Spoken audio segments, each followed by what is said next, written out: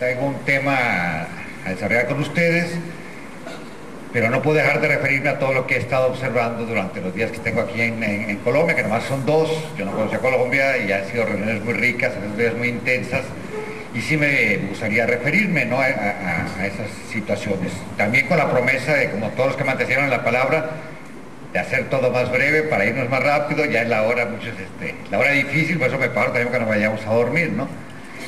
En la mañana me llamó mucho la atención cuando exponen la problemática alimentaria de Colombia, desde que presentaron los resultados del estudio, de la encuesta que presentó en su lema, y las siguientes exposiciones que se han dado, porque cuando uno viene a otro país y escucha lo que están hablando de alimentación, pues uno empieza a ver el espejo.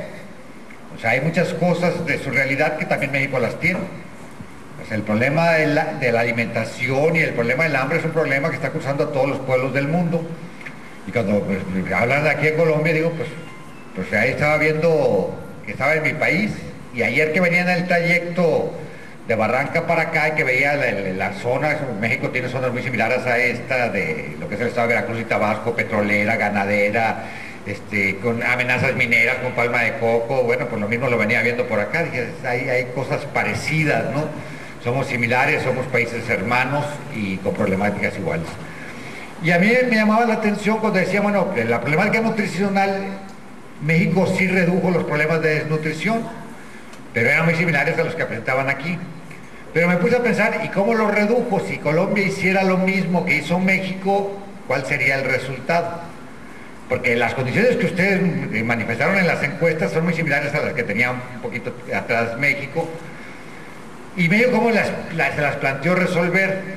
Pues dijeron, pues presentaron aquí la lista de cuánto faltaría a una familia que había que darle en efectivo para que se cubriera la deuda que había alimentaria, y superara. Pues México agarró esa idea, ¿no?, de que no se está planteando aquí, pero que se plantea en dinero. Dijeron, bueno, ¿cuál es el déficit? Pues démosles dinero a las familias para que ya se resuelva, a los que más necesitan, a los que están en hambre, para que resuelvan su problema de hambre, ¿no? O sea, siguió esa línea de darles el dinero, y por no analizar toda la problemática alimentaria y tener en cuenta todas las variables que ustedes han analizado, pues sí, la gente comió más, pero comió más de lo que ya estaba comiendo mal. Entonces, ¿cuál fue el resultado? Así como estaban aquí, que iba a comprar tiendas, que compraban alimentos con muchos déficits, más harinas, más carne, más huevo, pero ahora tenemos un problema de sobrepeso y obesidad. O sea, ¿que de qué sirvió el dinero? Por un lado, a que salieran algunos desnutridos, pero ahora sean malnutridos. Y a que ese dinero al final terminó no en el municipio, como decían aquí también, se fue para otro lado, porque las compañías que venden el huevo, que venden el pan, que venden los alimentos chatarras, pues no son del lugar, son grandes transnacionales, que se fue para otro lado. Esa fue la solución de México, y es lo que les puedo informar, pues para que vean que mucho de lo que están haciendo, que va en otra línea, pues es un camino mejor que el que México ya siguió. Eso es lo que les podemos dar como experiencia. Somos muy similares. La decisión de dar el dinero no la tomó el pueblo, lo tomaron las autoridades, la recomendaron organismos internacionales, la hizo México, y ya están las consecuencias, ¿no? Entonces, lo que ustedes, el camino que siguen es muy afortunado, o va en una línea distinta, ¿no? El otro que yo quería comentarles también son sobre los conceptos. Yo aquí voy a hablar de la soberanía alimentaria.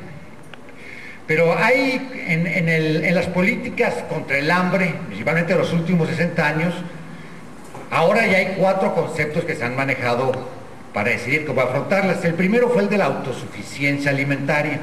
Fue un concepto que se promovió en los años 50 por los Estados Unidos. Dijo, cada país que sea autosuficiente, para que no haya conflictos, si no le hagan caso, vayan a seguir los pasos de Rusia o de otros países, mejor que produzcan alimentos. Entonces se puso de moda la autosuficiencia alimentaria, y dijeron, ¿y cómo vamos a alcanzar la autosuficiencia? Pues con las tecnologías, los tractores que se producían allá en cierto país, en Estados Unidos, con sus semillas, con sus agroquímicos, y fue la famosa Revolución Verde. Sí, autosuficiencia, que cada país produjera sus alimentos, pero con tecnologías e insumos que ayudaban a otros. Luego ese fue el primer paradigma, funcionó, muchos países aumentaron su producción y llegaron a la autosuficiencia. Y luego dijeron, cuando llegó la época de la globalización, dijeron, ya no es la autosuficiencia, es la seguridad alimentaria. Bueno, y el otro era válido, y seguridad alimentaria también, pero ¿qué implica la seguridad alimentaria cuando lo dijo la FAO? que hay alimentos para todo, no importa de dónde vengan los alimentos y qué alimento consumes. Lo importante es que esté asegurada tu alimentación, o sea, tus proteínas, tus lípidos, tus carbohidratos, pero sin importar tu cultura, si no haces que comas y no importa dónde lo produzcas. Ese fue el segundo paradigma, el de la seguridad alimentaria. También es válido, o sea, estar asegurados en nuestra alimentación, nadie se opone, como también ser autosuficientes es bueno. Luego vino el tercer paradigma, cuando vieron que de lo que se trataba, de que le dijeron a los países, tú ya no produzcas tus alimentos, tú produces lo que eres bueno y que otro te los dé.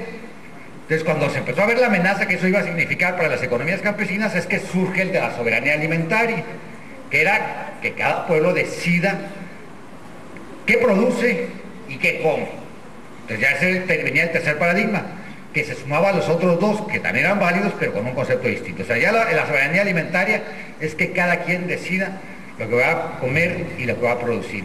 Pero ahora resulta, yo escuché en una reunión que alguien fue de Colombia allá a México, y habló y dice, oye, en Colombia estamos hablando de la autonomía. Dije, me gusta el concepto, pero yo no sé qué tan extendido sea, ¿no? Y ahora que llego aquí a la reunión, pues me doy cuenta que es un concepto muy importante, muy significativo y que se suma. Al de la autosuficiencia, que surge principalmente en Estados Unidos, definiendo políticas. El de la seguridad alimentaria, que surge en Roma con la FAO. El de la soberanía alimentaria, que surge en una reunión de organizaciones campesinas de todo el mundo en Tlaxcala, México, y ahora tenemos un cuarto concepto que el que se deben de sentir muy orgullosos, que viene de Colombia, que es el de la autonomía alimentaria.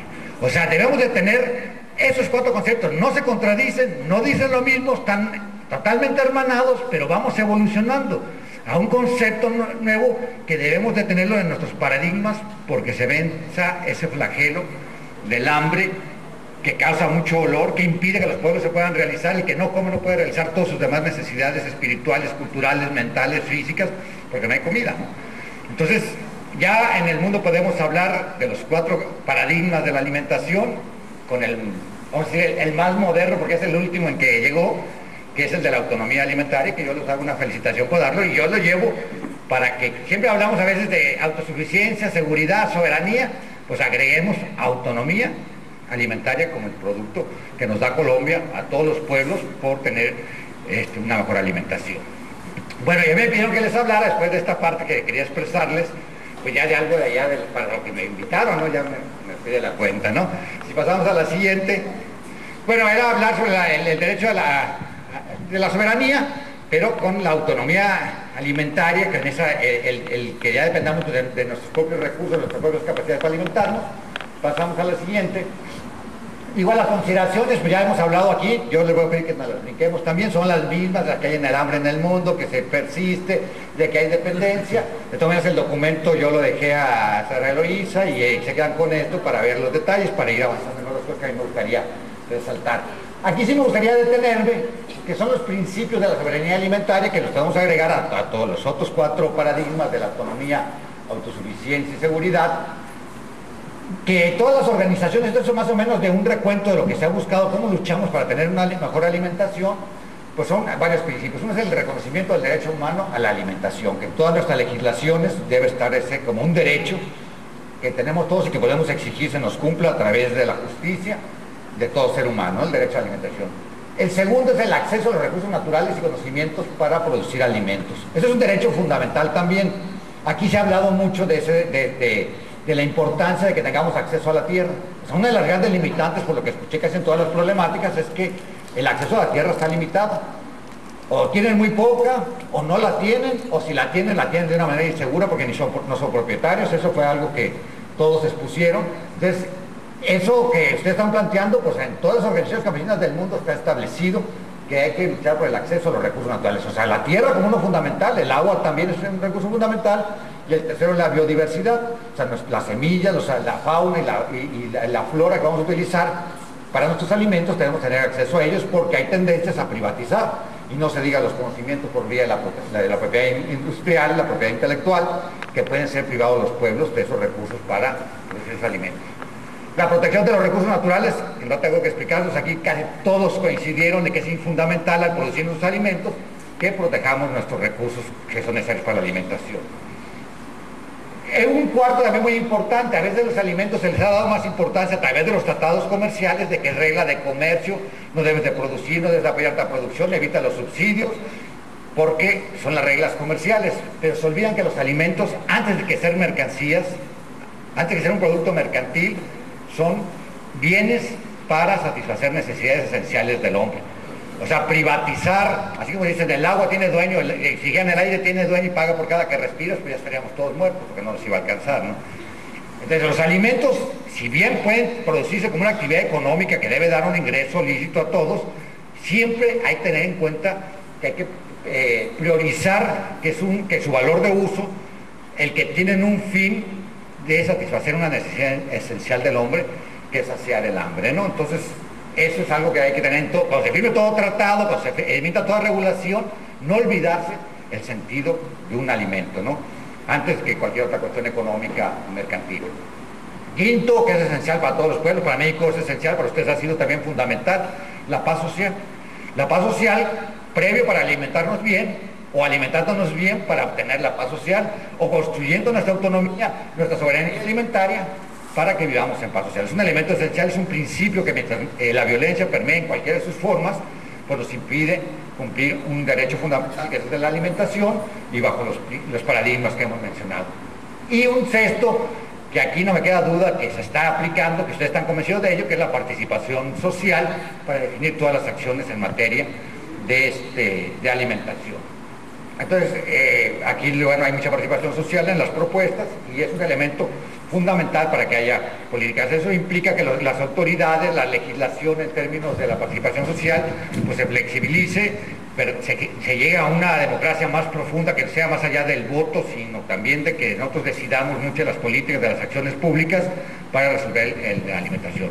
Entonces, estos son principios que han estado permeando todo el movimiento campesino y yo me quiero referir a un grupo en particular que se llama el Grupo Vicente Guerrero, que es toda una experiencia de cómo se logró ir resolviendo sus problemas alimentarios.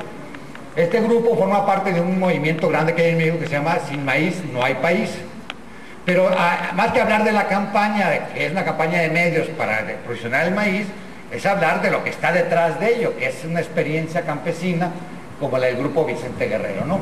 Este está en el estado de Tlaxcala, es una población muy pequeña campesina, que padecía grandes problemas alimentarios.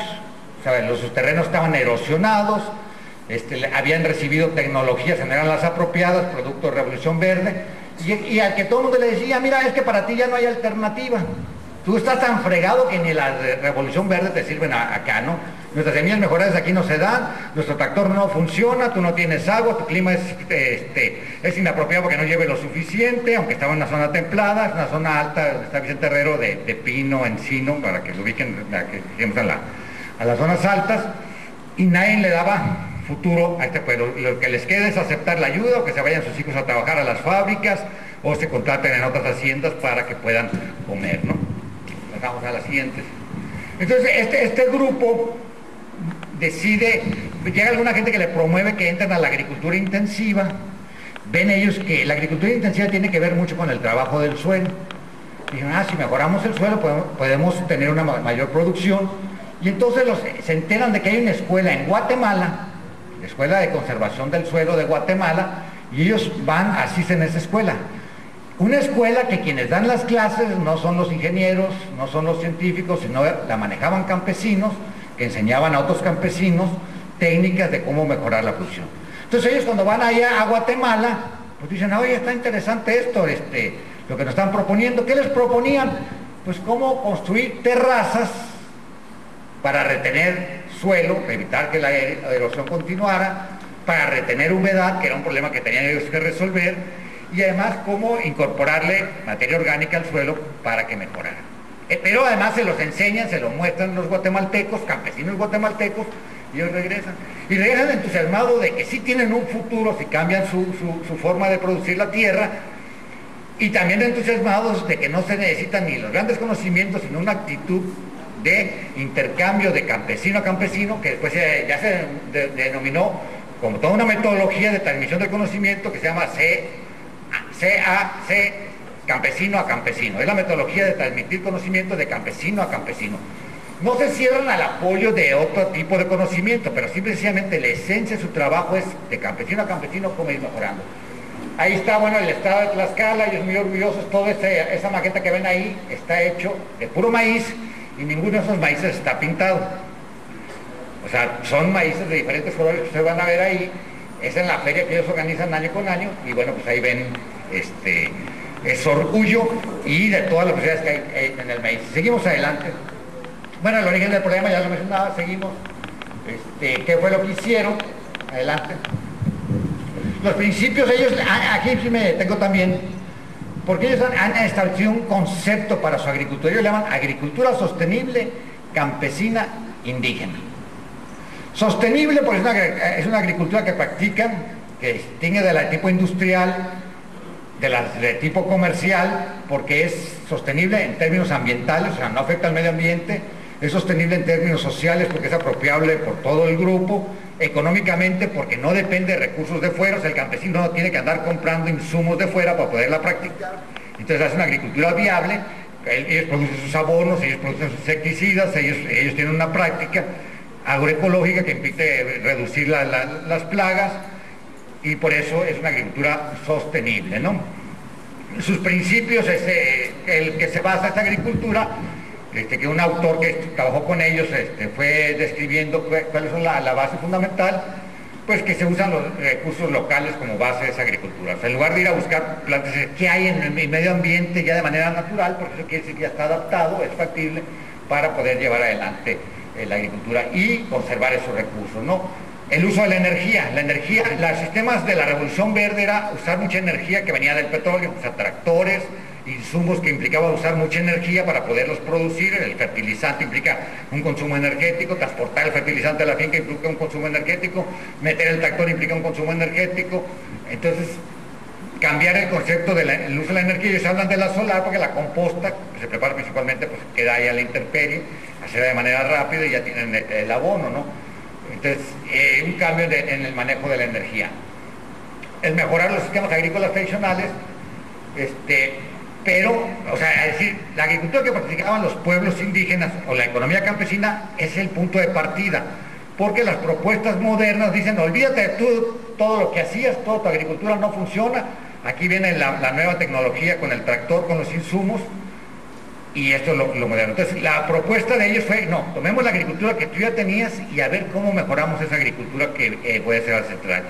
En el caso de Tlaxcala, las terrazas que ellos fueron a aprender a Guatemala, resulta que 1500 años antes ya se practicaban en Tlaxcala. Es uno de los grandes centros de desarrollo de la civilización de aquí en América. Se dio en Tlaxcala a partir de tener una agricultura con terrazas que ellos recuperaron yendo a Guatemala con los mayas, con los campesinos mayas de Guatemala, regresan a Tlaxcala. Entonces fue recuperar una forma tradicional agrícola que les permitió mejorar la producción, ¿no? Un aspecto importante era la conservación de semillas. Ellos decían, hay muchos maíces de por aquí, entonces, ¿cómo recuperamos esos maíces y cómo mejoramos la calidad de esos maíces ya locales? Y ahorita van a ver los resultados, ¿no? Pues pasamos ya a la... ¿Cuál fue adelante? Ya los resultados, ellos pudieron, seguimos pasando. Ellos tenían una producción promedio de 800 kilos por hectárea de maíz. A partir de todas esas propuestas, sin traer semillas de fuera, sin traer insecticidas de fuera, ni traer fertilizantes, pues casi multiplicaron por 5, por 6 su producción, que les dio un incremento sustancial en maíz, que es la base de la alimentación en México. Entonces produjeron más maíz, pero además recuperaron formas de producción de cultivos asociados, que también ya se tenían en el pasado, que es el sistema milpa, donde yo no solo produzco maíz, produzco también en la misma parcela, produzco frijol, produzco calabaza, puedo producir chile, produzco tomate. Entonces mejoró la alimentación en general de la población a partir de recuperar esas formas agrícolas del pasado, ¿no? A consecuencia de todo ello, el grupo pues ya tenía excedentes, podía comer con la que tenía en su propia parcela y tenía excedentes para llevar al mercado o intercambiar ahí en la propia comunidad o ir a otras poblaciones a llevar su producto, porque además como era producto que se producía por técnicas totalmente de agricultura sostenible, ecológicas, era un producto orgánico, Entonces van a cualquier mercado orgánico y la gente se pelea por su producto, porque sabe que no tiene pesticidas, porque sabe que cuando se produjo no dañó a la tierra, y entonces ellos van a la ciudad de Tlaxcala y venden muy bien su producto, ¿no? Entonces fue un cambio radical. Y otra característica del grupo, eso que ven ahí, bueno, no se ve muy bien, es una planta de maíz, y lo que ven de grito que le cuelga es frijol. Y una planta de maíz que le va a dar 2 mazorcas, que le va a dar una buena cantidad de grano para tortilla, pero además se hizo la contabilización del frijol que tenía la planta, y pues era 1 kilo por planta más o menos de frijol, ¿no? Entonces en una área pequeña, bajo este sistema muy intenso, pues uno puede tener el frijol que uno necesita para toda la familia, para el año, para llevar una parte al mercado, y también el maíz, que son 2 elementos importantes en la dieta del mexicano, maíz y frijol, y además elementos muy sanos, ¿no? No es lo único, pero es una base alimentaria importante, ¿no? Ahí está esa planta, ¿no? Entonces el grupo tiene la cualidad de que este grupo se mantiene ya como un grupo promotor de puros campesinos. Ahí no puede estar nadie en ese grupo si no mantiene su parcela. No solo que tenga la parcela, sino que él personalmente la siembre. Porque ellos, ahí hay ingenieros, como ya son varias generaciones, esto empezó en los 70, pues ya los hijos de muchos de ellos en las condiciones pudieron ir a estudiar una carrera, pero regresaron a la parcela y dijeron, tú quieres ser ingeniero, eres veterinario, sí, pero tú quieres estar en el grupo, siembras tu parcela y entonces sí, participas con nosotros en un trabajo de promoción. El grupo va a muchos lugares a dar sus clases, algún día ustedes pueden ir con ellos porque ellos tienen sus instalaciones, su trabajo es producir más, pero compartir el conocimiento. Entonces este grupo es muy activo en el trabajo. Entonces hacen sus ferias y le pasamos, vamos a ver más adelante, hacen las ferias.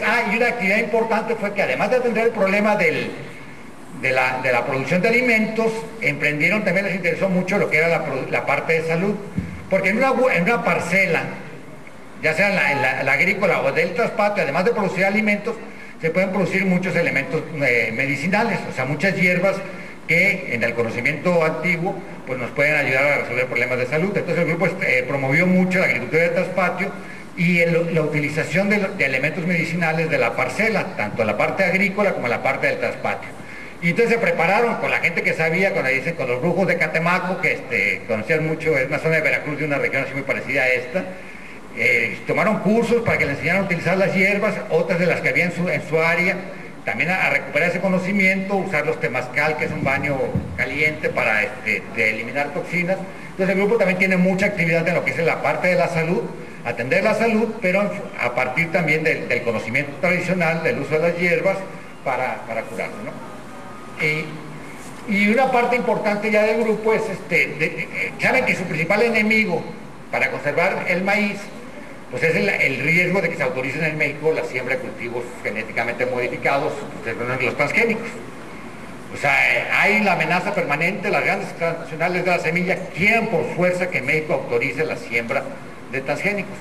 Este grupo, que es muy activo, hace mucha promoción, tiene mucho prestigio, porque cuando en Tlaxcala se pierden las cosechas por sequía, ¿quién tiene semilla? O los de la Vicente Guerrero, que a ellos sí se les dio la cosecha. Cuando se adelantan las heladas y se pierden las cosechas, pues ¿dónde vamos a tener semilla para comer? Pues vamos con Vicente Guerrero, porque ellos tienen variedades que aguantan las heladas. O sea, el éxito es muy grande, la gente los sigue mucho, pero ellos saben que esa diversidad de los maíces, si le pasamos, porque ya van a ir viendo la cantidad de maíces, pásale a otra, por favor.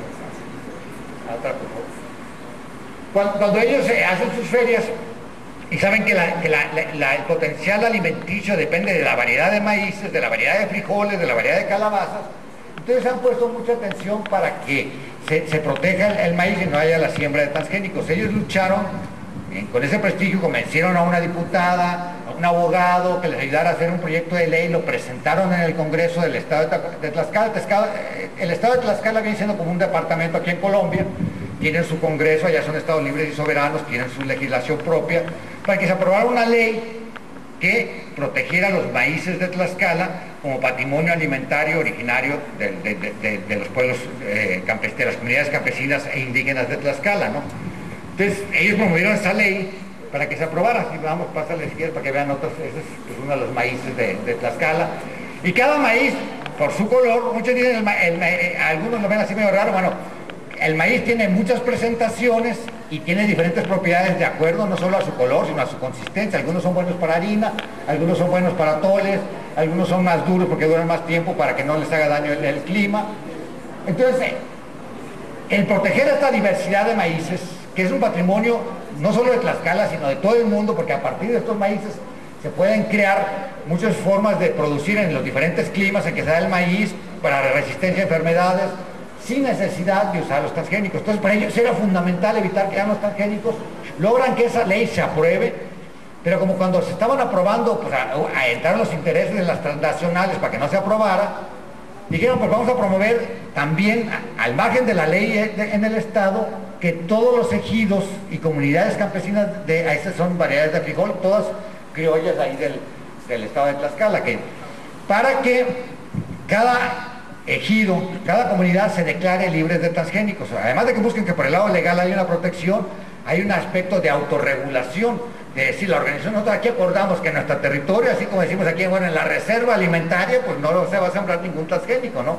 Como acuerdos voluntarios que van tomando. Entonces son cosas que van surgiendo y que el grupo Tlaxcala hizo. También eso es con puros granos, pues también siembran trigo, se llama frijol, y es una figura hecha sin ningún también grano pintado, ¿no?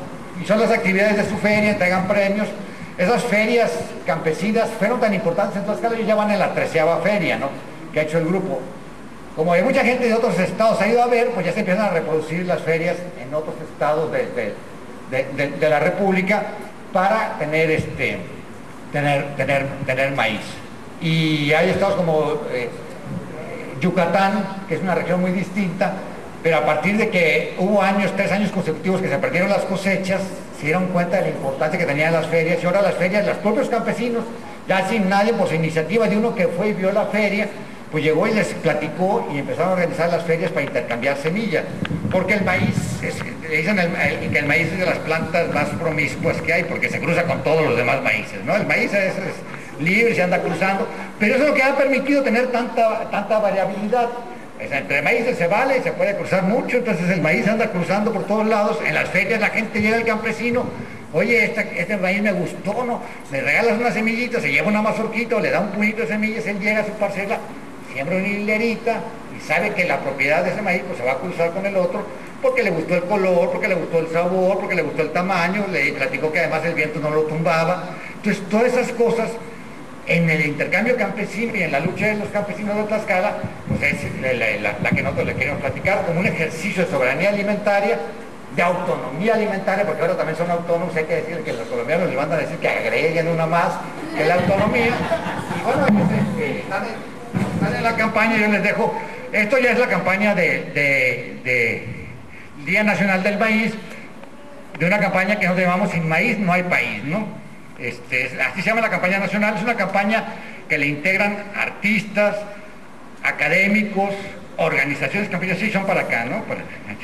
Aquí son, y entonces se ha hecho una campaña nacional donde los compañeros de la Vicente Guerrero son parte importante, también lo de la Asociación Nacional de Empresas Comercializadoras del Maíz, muchas organizaciones campesinas del conjunto hacen obras de arte, hacen acciones públicas para que la gente defienda el maíz, que nosotros sabemos que lo que nos puede quitar el maíz son los transgénicos, entre otras cosas, o el olvidar estas prácticas campesinas, y pues estamos en la promoción. A mí me habían pedido que les hablara de estas cosas, la manera más resumida, pero muchas gracias, ¿no?